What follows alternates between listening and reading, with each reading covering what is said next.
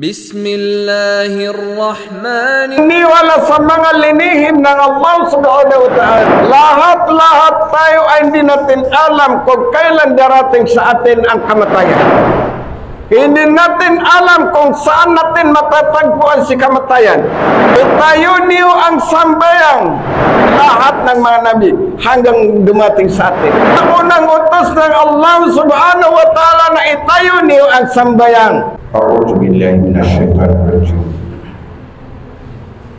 Bismillahirrahmanirrahim.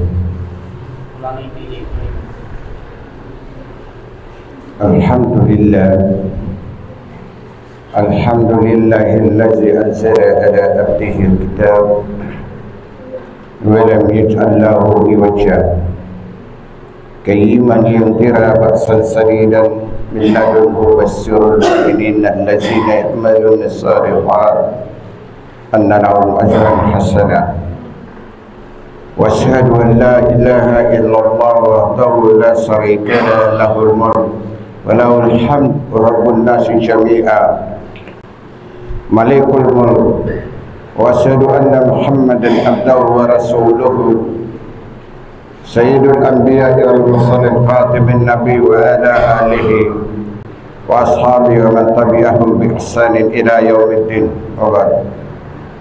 Allah subhanahu wa ta'ala qala ya ayyuhallazina amanu taqullaha haqqa tuqatih wa la tamutunna illa wa antum muslimun. Wa 'anil nabi sallallahu alaihi wasallam qala idza mata ibnu adam inqata amalu illa bi thalatha amalu salih sadaqatun jariyah wa ilmu yantafi'u bihi ila akhiril hadis.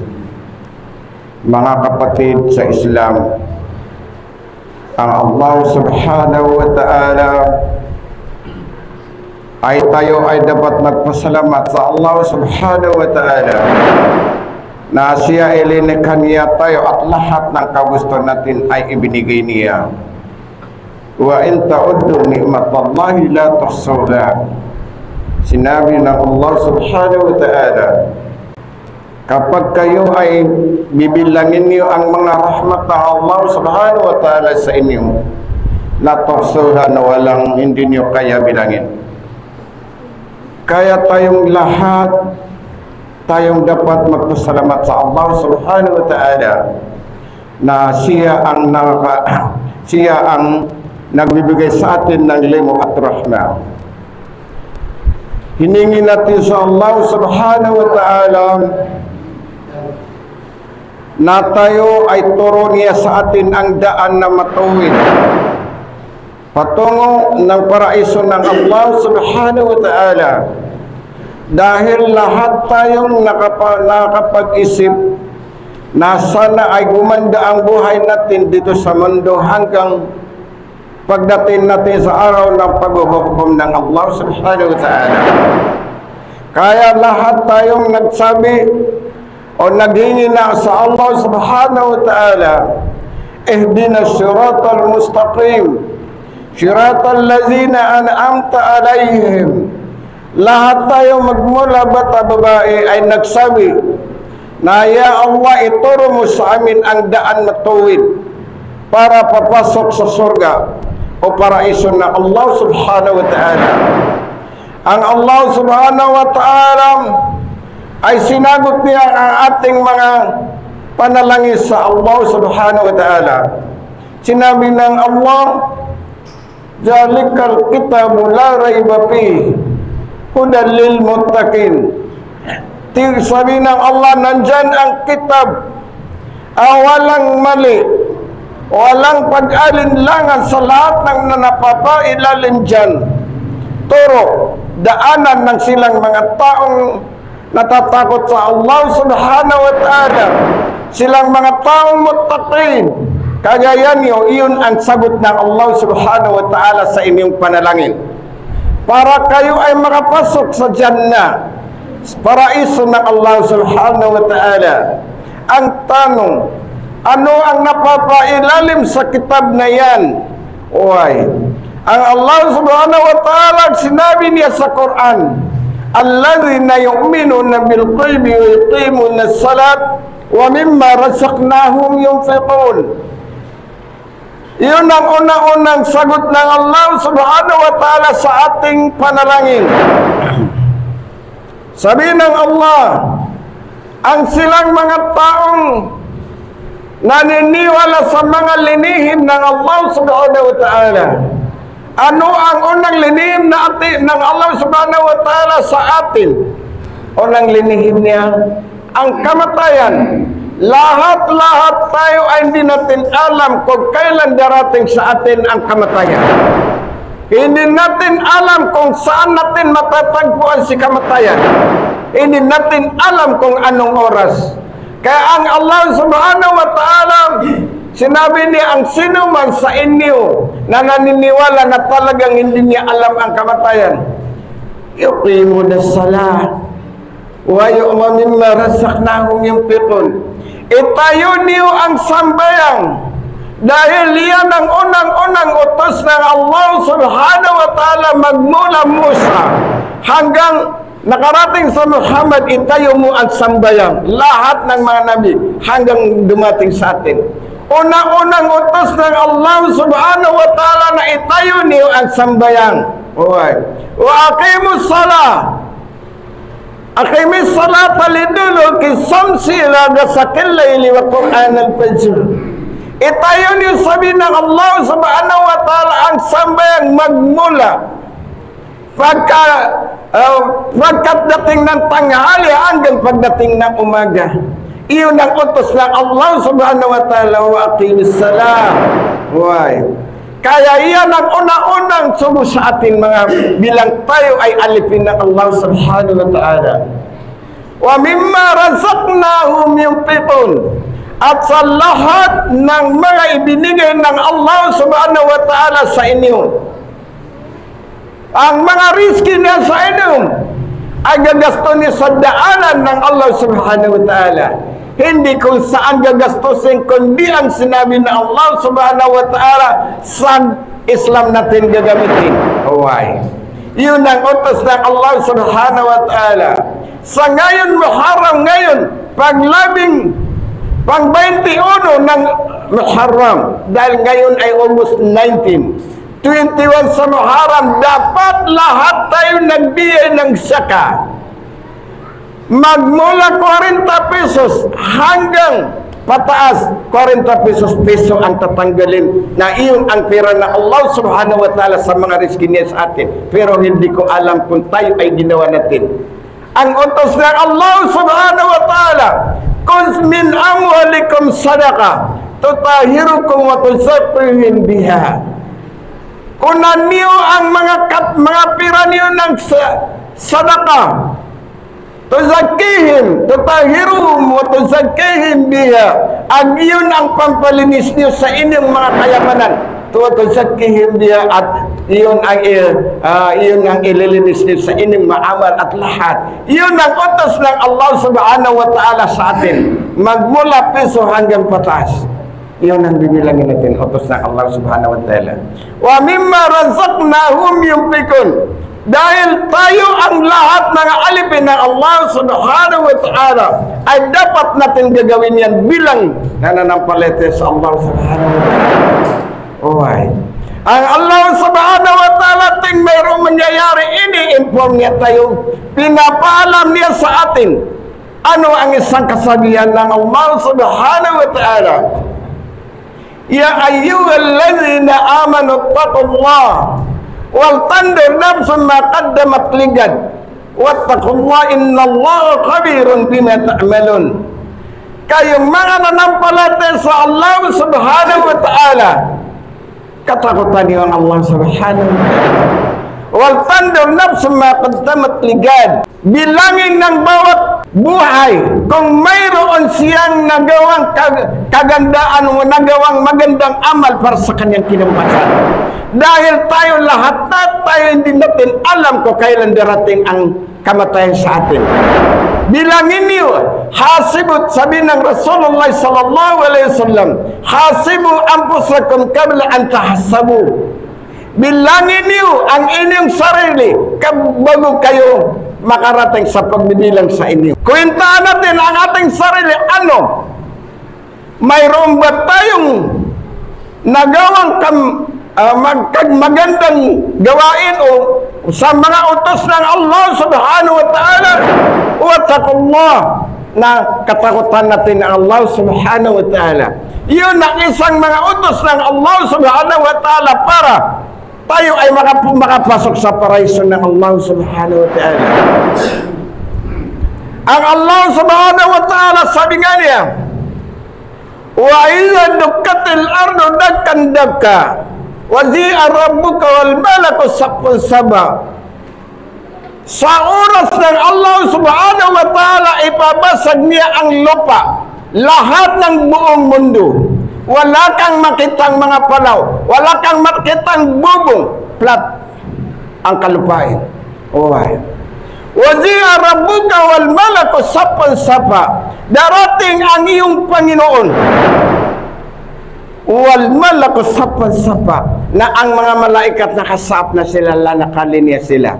Sila ay hiyang-hiya at takot sila sa kanilang mga gawain. Ano nagawa nila ang mga ipinapagawa sa kanila ng Allah subhanahu wa ta'ala? Kaya dumating ang Panginoon nila, hiyang-hiya sila. Sa oras na yun, tatawagin ng lahat mga lika ng Allah subhanahu wa ta'ala. Aynal mafar, nasaan yung mga tao? Aynal mafar, nasaan yung mga likha ko? Tatawagin niya ang mga taong mga matitigas ang ulo. Nasasaan kayong mga matitigas ang ulo? Tatawagin ang mga taong tumalikod sa kaniyang agama. Til malikod sa kaniyang sabihin, tatawagin na sila, nasaan sila ngayon. Tatawagin ang mga taong mas napabuti niya ang kaniyang pera sa kaniyang pagsisimba sa Allah subhanahu wa ta'ala. Tatawagin sila, walang makakalabas. Tatawagin ang mga taong matigas ang ulo, hindi nakikinig sa mga wasiat ng mga ulama. Nasasaan kayo? Bakit hindi pa kayo lalabas? Ang mga taong mga matatapang, tawagin sila, bakit nasaan kayo? Lumabas na kayo. Kung talagang matigas ang ulo nila. Tatawagin lahat. Masya Allah, walang makakalabas. Sabi ng Allah, Ana Rabbukumul A'la. Ako ang Panginoon yung pinakamataas. Why? Sa araw na yun, yaumaizin bi jahannam yatazakkaru al-insanu wa ana lahu zikra. Sa araw na yun, napatayuin ng Allah subhanahu wa ta'ala ang nara jahannam. Patayuin niya. Wa yatazakkaru al-insanu wa ana lahu zikra. Makakapag-alaala ang mga tao, maalala nila ang kanilang Panginoon. Why? Matazakkarul insanu ana lahu zikra. Makaalaala ang mga tao, mga likha, na ako ang maalala nila. Sasabihin nila, ya laitani qaddamtu li hayati. Ya Panginoon namin, sana nakagawa kami ng maganda para sa aming kinabukasan. Iyon ang masasabi nila. Maka sana nakakagawa kami ng maganda para sa aming kinabukasan. Wa idza ra'u qibu 'alan nar qalu ya laitana nuraddu wa na'mal salihan wa nu'minu bi rabbina wa nakuna minal muslimin. Panginoon namin, sana pabalikin mo kami. Yun ang ibig sabihin niya. Panginoon namin, sana pabalikin mo kami. Paniniwala kami sa aming Panginoon at sa mga kitab na ibinigay mo, at gagagawa kami talaga ng pinakamaganda para sa aming Panginoon, para sa aming kinabukasan, at gawin namin sarili namin talagang nananampalataya sa Allah subhanahu wa ta'ala. Sabi ng Allah subhanahu wa ta'ala, tapos na. Sa oras na yun, ang mga tao may naniririnig sila ng parang mga kalog, parang mga bato na naman napakasamang pakinggan. Sabi nila, ano itong naririnig ko, napakasama. Sabi ng mga malaikat, iyan yung naro jahannam, patutuloy sa mga taong mga matitigas ang ulo. Sabi ng iba, pama agna anni maliya, pama agna anni sultaniya. Talagang hindi ko napakinabangan aking kayamanan, hindi ko napakinabangan ang aking power. Why? Kasi papasok sila dun sa naro jahannam. Uy, sabi nila, sana nakagawa kami ng maganda para sa aming kinabukasan. Yung malayo siku wa sa ahad, sa oras na yun, walang makakatulong sa bawat isa. Lahat wala tayong matawag na tutulong sa atin, kundi yung amal natin.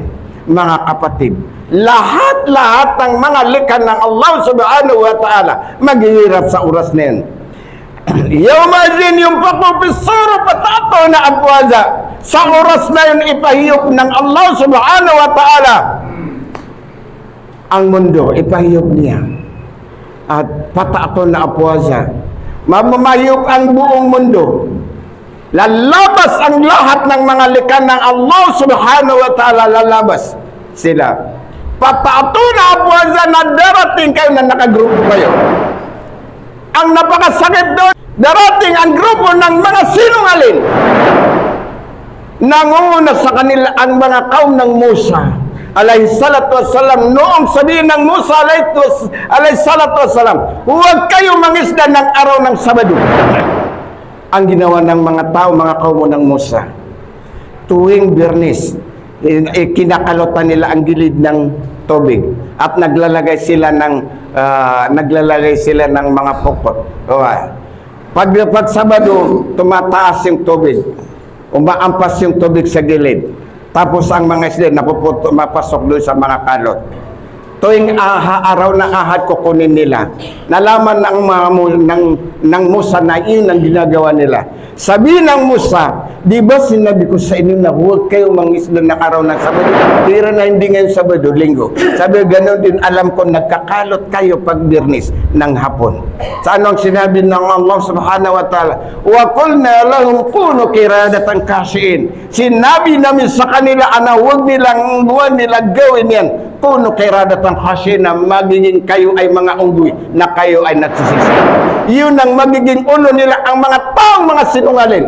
Pinagsinungalingan nila ang Allah subhanahu wa ta'ala. Sinabi nila sila ay mga mu'min. Sinabi nila sila ay nananampalataya sa Allah subhanahu wa ta'ala. Tapos hindi nila ginawa. Darating ang mga taong mga malalaki ang tiyan. Iyon yung mga taong hindi siya kontento sa ibinigay sa kanya ng Allah subhanahu wa ta'ala. Tapos pati yung hanap buhay ng kaibigan niya, kinain niya. Lumaki ang tiyan niya, hindi niya kaya dalhin. Iyon ang parusa sa kanya. Darating ang mga taong buhay, ang katawan ay katawan at katawan ng tao, pero ang ulo niya ulo ng hayop. Mga taong hindi nila pinakinggan ng Quran, wala sa kanila ang utos ng Allah subhanahu wa ta'ala, hindi nila pinakinggan, sila ay nagiging hayop sa oras na yun.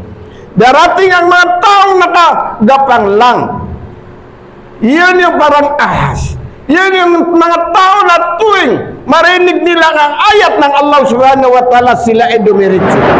Pagtalikod nila, umikot sa kaliwa, umikot sa kanan, saka dumiretso. Yun yung mga taong kapag naririnig nila ang ayat ng Allah subhanahu wa ta'ala, diretso sila. Tapos kapag talikod nila, kumaliwa sila, kung ano-anong ginawa sa kaliwa at kanan. Yun yung mga taong pinagsinungalingan nila ang kanilang sarili.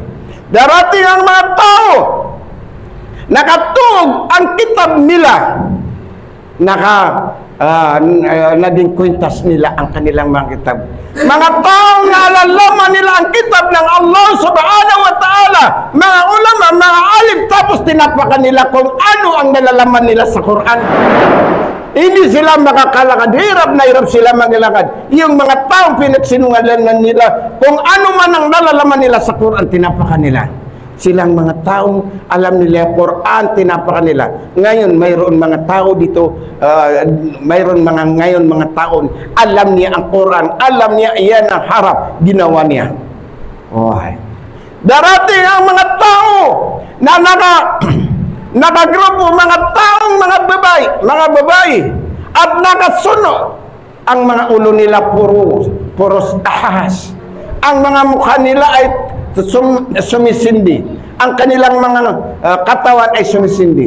Mga taong mga babae, hindi sila nakinig sa utos ng Allah subhanahu wa ta'ala. na hindi sila naglalakad sila, hindi sila nakakumbong. Hindi nila tinatakpan ang kanilang mga aurat. Darating sila sa oras na yun, sumisindi ang kanilang mga katawan. Darating din ang mga tao, babae at lalaki na sumisindi ang kanilang katawan. Nakagrupo na rin sila. Mga taong kumain ng haram. 5, 6. Why? Darating sila sa oras na yun. Mayroon din mga tao darating nakasulat sa kanyang noo na ako ay nababagay sa akin ang naro jahannam dahil ako ay linabag ko kung ano man ang kautusan ng Allah subhanahu wa ta'ala. Why? Darating sila sa oras na yun. Sasabi ng Allah subhanahu wa ta'ala, wamtadzu ayyuhal mujrimun. Pumauwag kayo dyan kayong mga taong mga baradusa, kayong mga taong tagagawa ng mga masama, huwag kayong lumapit dito. Yan nasasabihin sa kanila ng Allah subhanahu wa ta'ala. Pulutin sila ng mga tauhan ng Malik, yung Malik malaikat, Malik pinakamasamang malaikat, at iampas sila, itapon sila dun sa nar jahannam. Sabihin ng Allah subhanahu wa ta'ala, wasikal lazina kafaru ila jahannami jumara. Itabuhin niyo silang mga taong lumabad sa utos ng Allah subhanahu wa ta'ala. Itabuhin niyo sila dyan sa nar jahannam. Itabuhin niyo silang lahat yung mga taong lumabad sa utosan ng Allah subhanahu wa ta'ala. Pagdating nila doon, bubukas ngayon ang nar jahannam. Makita nila yung apoy. Sila'y umiyak sila. Sabi ng Allah subhanahu wa ta'ala, alam ya'tikum rusulan minkum yatlu alaykum ayati wa yanzirunakum liqa'a yawmikum hadha. Bakit? Wala bang dumating sa inyo na rasul? Wala bang dumating sa inyo na ulama? Wala bang dumating na ustad na nasabi niya sa inyo ang Quran? O nasabi niya sa inyo kung gaano kahirap ang nar jahannam? Sabi nila, kalubala. Oo, mayroon dumating sa amin. Walakin haqqat kalimatul adhabi alal kafirin. Pero nambabagay talaga ang parusa sa mga taong lumabag sa Allah subhanahu wa ta'ala. Sabi ng Allah subhanahu wa ta'ala, qila dukhulun nara khalidina fiha bi'sa maswal mutakabbirin. Pumasok na kayo sa nara jahannam na yan. Iyan ang ipinaghahanda namin sa mga taong lumabag sa kautusan ng Quran. Mga taong lumabag sa kautusan ng Allah subhanahu wa ta'ala, mga kapatid. Tayo ay sinabi sa atin ng Allah subhanahu wa ta'ala, ittaqullaha haqqa tuqatih wa la tamutunna illa wa antum muslimun. Katakutan yung Allah subhanahu wa ta'ala ng tunay na katakutan. Mananampalataya sa buong-buo na pananampalataya dahil baka mamaya dumating sa inyo ang kamatayan na hindi niyo alam kung kailan darating sa inyo. Yun ay rahmat na Allah subhanahu wa ta'ala dahil gusto niya lahat tayo makapasok sa sorga niya. Lahat tayo papapasokin na Allah subhanahu wa ta'ala sa paraiso ng Allah subhanahu wa ta'ala. Mga kapatid, may kadugtong pa ito dahil masyadong tataas. Dito ko na lang tatapusin. Sana lahat tayo manampalataya sa Allah subhanahu wa ta'ala. Ingatan natin yung ibang sambayang, ibang sala na maiwan natin. Salatul Asr, Maghrib, Isha, Subuh. Lahat natin pansinin yung mga wakto na yan para tayo ay hindi tayo mahirap sa araw ng katapusan. Dahil ang unang titimbangin ng Allah subhanahu wa ta'ala, ang unang tanong ng Allah subhanahu wa ta'ala, yung sambayang. Tayo ba ay nakapagsambayang na tayo? Aqulu qawli hadza astaghfirullah li wa lakum wa li sa'iril muslimin min kulli dhanb. Innallaha ghafurur rahim. Alhamdulillah hamdan katsiran kama amar. Wa asyhadu an la ilaha illallah wahdahu la syarika lah. Wa asyhadu anna Muhammadan abduhu wa rasuluhu sayyidul anbiya'i wal mursalin khatibin nabi wa ala alihi wa sahbihi wa man tabi'ahum bi ihsanin ila yaumiddin wa ba'd.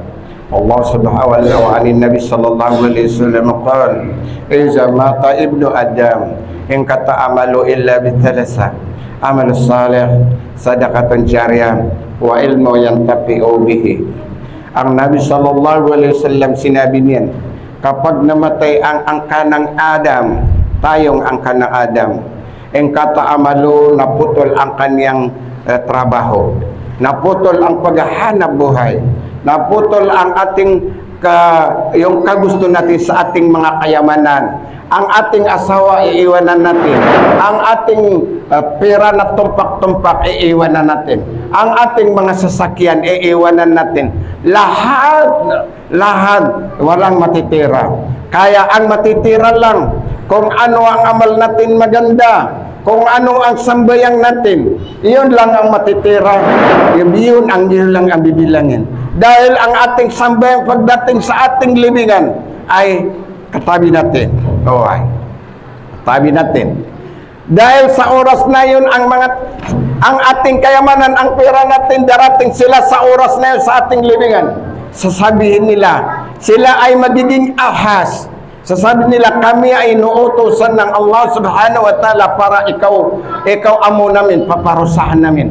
Dahil ang iyong kayamanan ay hindi mo tinanggalan ng zakat, hindi mo tinanggalan ng sidka. Ngayon, paparusahan ka namin, kakainin ka namin hanggang pagdating ng araw ng paghukom ng Allah subhanahu wa ta'ala.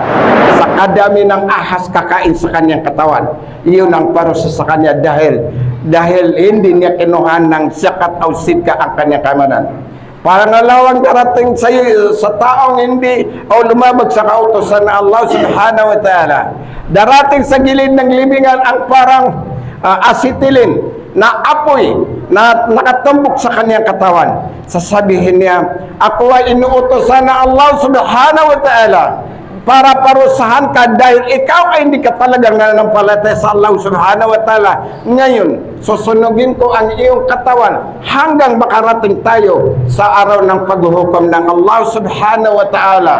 Masaallah, iyon ang parusa ng Allah subhanahu wa ta'ala sa taong hindi nananampalataya sa Allah subhanahu wa ta'ala. Darating din sa oras na yun ang magtatanong, hirap na hirap, tapos sasabihin niya, bakit hindi ka nanampalataya sa Allah subhanahu wa ta'ala? Ngayon, nababagay sa iyo ang parusa, kaya tayong lahat mga umat ng Rasulullah, tayong mga alipin ng Allah subhanahu wa ta'ala nanampalataya sa Allah, lahat natin ituwid ang ating pananampalataya sa manalangin tayo sa Allah subhanahu wa ta'ala na lahat ng mga nagawa natin kasalanan ay papatawad sa atin ng Allah subhanahu wa ta'ala. Amin. Ya Allah ya Rabbal Alamin, Allahumma arhamna ya Allah, Allahumma ighfir lana dzunubana wa liwalidayna wa lil muslimin wa li jamil muslimin ya Allah. Allahumma innaka afuwwun qaribun tuhibbul afwa fa'fu anna ya Allah. Allahumma atina ma wa'adtana ala rasulik wa la tusina yawmal qiyamati innaka la tukhliful mi'ad. Rabbana innana zalamna anfusana wa in lam taghfir lana lanakuna minal khasirin ya Allah. Rabbana la tazigh qulubana illa lillazina amanu wa waj'alna musliman ya Allah. Allahumma arhamna fa innaka khairur rahimin. Wa sallallahu ala sayyidina Muhammad wa alihi washabbihi sallam bi rahmatika ya arhamar rahimin. Walhamdulillahi rabbil alamin. Wa aqimis salata innas salata tanha 'anil fahsai wal munkar.